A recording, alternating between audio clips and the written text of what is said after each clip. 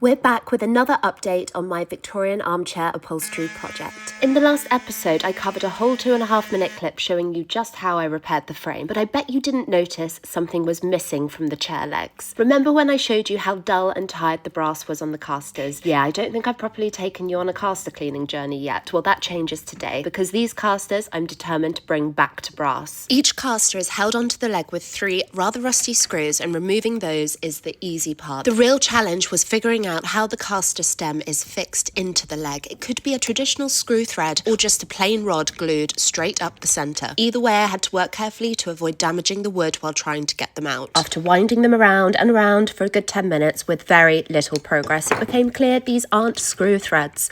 That told me they're most likely rod-style casters, simply glued into place. So instead of twisting, I just needed to switch tactics and start pulling them out. I honestly can't explain how long it's taken me to get these casters off. I actually tried a few months ago and gave up, but today, finally, the last one popped off, and right on cue, the coffee and baked goods van rolled up outside. Don't you love it when the universe rewards your perseverance? Now I'm going to try and clean these casters. So these casters are brass, and the reason why they're so dirty, where the chair legs have been polished, there's a build-up of old furniture polish on them. I've never cleaned brass casters before, but I did a bit of research online and bought this cleaning fluid, which is non-ammoniated. So I'm going to soak the casters in a bit of this fluid and I guess see what happens. The concentrated fluid gives a gentle clean without being too harsh on the porcelain wheels.